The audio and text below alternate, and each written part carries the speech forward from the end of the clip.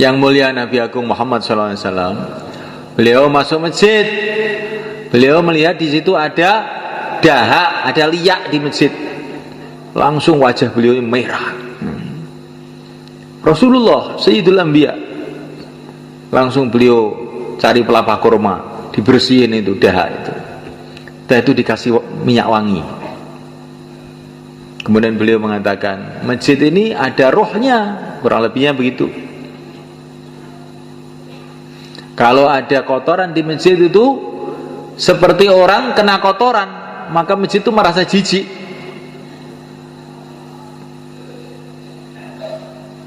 Masya Allah. Maka kita ini harus menganggap diri kita ini, meyakini kita ini hamba Allah, masjid Allah. Kita yang berkhidmat masjid, kita yang membersihkan, kita pula yang memakmurkan.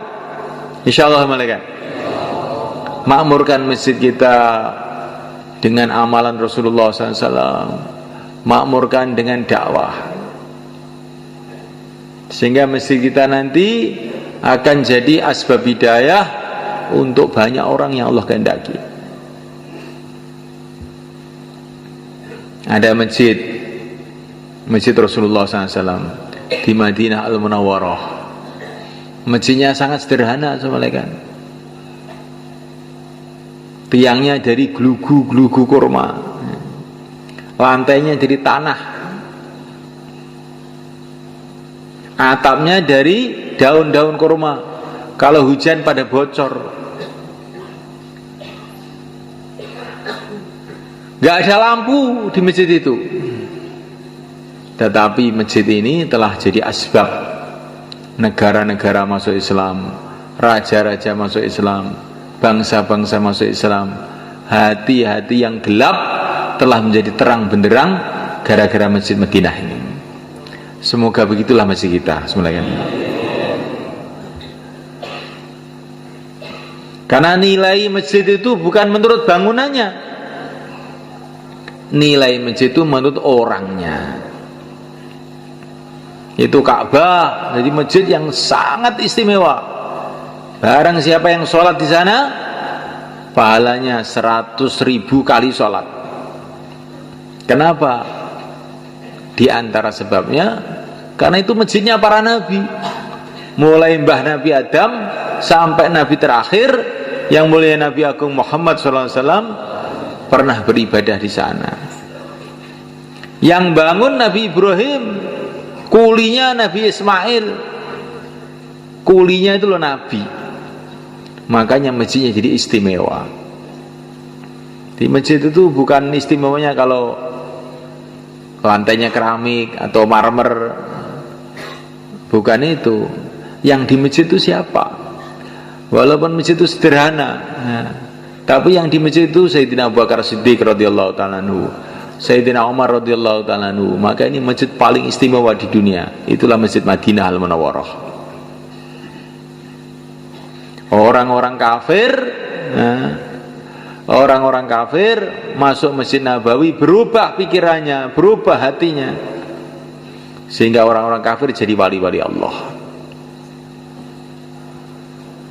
Sekarang masjid kita ini sudah gede, alhamdulillah. Ini masjid ini lebih gede dari Masjid Nabawi pada zaman Nabi. Wis gede, wis apik ya. Karek wonge engko bengi iktikaf ora karek kuwi ngene. Wong Ramadan kok yo mulih luar nyapo, gitu. Ramadan ki amalane iktikaf. Ramadan malam Jumat mulih, iki apa ya patut.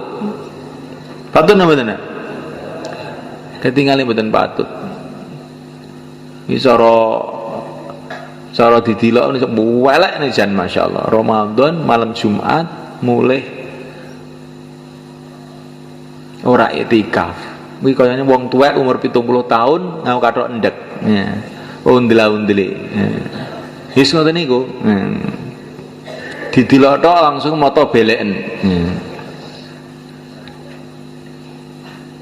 Niki dang dina mudin wae.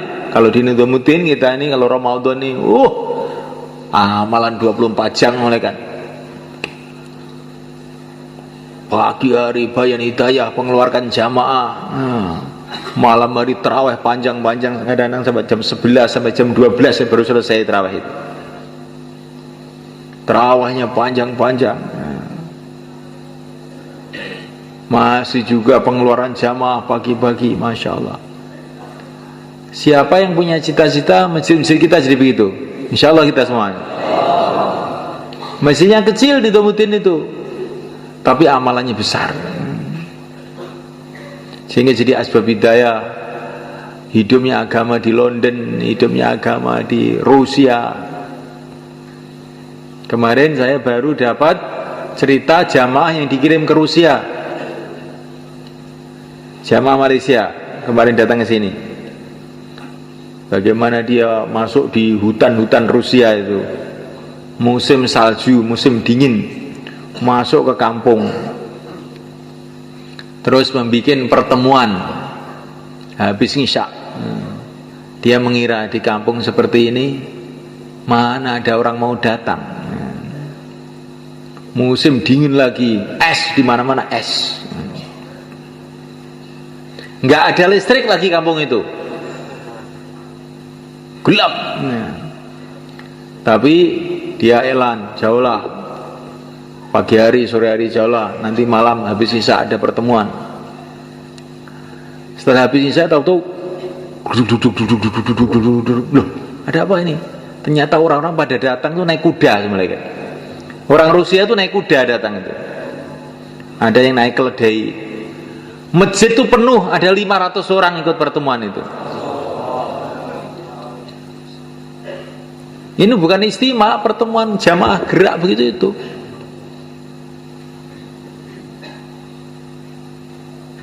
Masya Allah, ini barokahnya fikirnya Syekh Ilyas 90 tahun yang lalu. Rusia bangkit agama, di Eropa bangkit agama,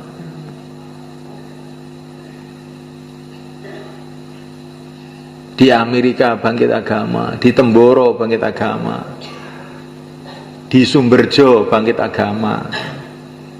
Sumberjo apa ini agama jangan pian. Saiki Masya Allah udah nggo serban ngapal nih Quran. Disemelekan Allah SWT. Alangkah indahnya hidup beberapa hari ini, 60 tahun, 70 tahun, terus kita ini hidup jadi asbab hidayah untuk banyak orang. Maka dakwah kita hidup, kita kuatkan waktu Ramadan ini sebenarnya. Bentuk jamaah-jamaah sebanyak-banyaknya. Kefahaman bahwa Ramadan itu adalah bulan di rumah, itu harus kita buang jauh-jauh. Rasulullah pergi ke Badar waktu Ramadan. Rasulullah Fathu Makkah, penaklukan Mekah waktu Ramadan. Jadi Ramadan itu juga bulan ibadah, juga bulan penyebaran agama. Maka kita bentuk jamaah-jamaah 4 bulan, 40 hari. Barangkali nanti dapat Lailatul Qadar dalam Ramadan ini. Kalau orang dapat Lailatul Qadar itu semulai kan doa-doanya makbul. Yang tadinya orang hatinya keras, duit aja hatinya berubah, karena disalami oleh malaikat Jibril jadi lembut, mikir akhirat. Itu kalau orang dapat Lailatul Qadar itu begitu itu. Doa-doa makbul, asalnya belajar ilmu nggak masuk-masuk. Mudzakarah 6 sifat lali terus. Ataupun ingat nggak bisa mengamalkan. Berkat doanya Lailatul Qadar berubah, ilmu jadi mudah, cepat paham, ibadah jadi ringan, enteng. Ini barokahnya orang itu mendapatkan barokahnya doa-doa Lailatul Qadar, doa-doa Ramadan. Lah untuk mendapatkan itu paling baik dengan kita keluar jalan Allah. Insyaallah mulai kan? I'tikaf di masjid kita hidupkan. Nanti kalau kita keluar i'tikaf juga. 5 amal masjid kita hidupkan. Kalau kita keluar 5 amal masjid kita hidupkan juga. Jamaah-jamaah kita keluarkan. Dengan kita keluar akan kita bentuk jamaah-jamaah. Tahajud kita hidupkan, kita keluar, maka tahajud pun mudah kita hidupkan. Maka Ramadan ini bulan dakwah di samping bulan ibadah. Insyaallah malaikat. Banyak orang yang dapat hidayah, banyak orang jadi wali-wali Allah dalam bulan Ramadan ini. Orang tuh tahu-tahu berubah karena kesungguhannya di bulan Ramadan, tahu-tahu berubah. Jadi orang yang dekat kepada Allah, jadi orang-orang ahli ibadah, jadi orang-orang ahli dakwah, jadi orang-orang ahli ilmu. Maka jangan sampai kita sia-siakan detik-detik Ramadan ini.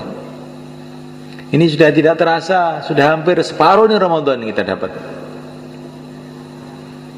Nanti tanpa terasa tiba-tiba, loh kok sudah hampir habis. Itulah umur manusia semelekan. Rasanya masih muda, tahu-tahu loh wis 30. Tahu-tahu sudah 40. Tahu-tahu sudah 50. Tahu-tahu sudah dekat kuburan. Nah, tapi masih mikir yang lain-lain juga. Alam ya'ni lilladzina amanu an tahsha qulubuhum li dzikrillah. Orang-orang beriman itu apa belum waktunya toh untuk hatinya tenang menikmati zikir kepada Allah itu? Apa belum waktunya? 40 tahun di dunia, 50 tahun di dunia belum pernah merasakan nikmatnya zikrullah. Belum pernah berhubungan yang sungguh-sungguh dengan Allah. Belum pernah nangis pada waktu malam, ya. Belum pernah usaha akhirat sungguh-sungguh. Apa kita nggak rugi semua kan? Apakah belum waktunya kita bertaubat? Sudah waktunya, mau kita undur kemana lagi? Apa belum waktunya kita ini mikirkan akhirat dengan sungguh-sungguh? Sedangkan akhirat itu tambah hari tambah dekat, tambah hari tambah dekat. Apa belum waktunya kita ini berlezat-lezatan dengan zikrullah, dengan sholat, dengan tarawih? Terus kapan kita ini? Kapan kita ini akan merasakan seperti yang dirasakan para sahabat dulu? Tarawih semalam-malam suntuk, zikir semalam-malam suntuk. Kapan itu akan kita rasakan? Kalau hidup sekali ini kita tidak bisa merasakan itu, betul-betul hidup kita ini hidup yang rugi. Nah, waktunya Ramadan ini. Insyaallah malaikat.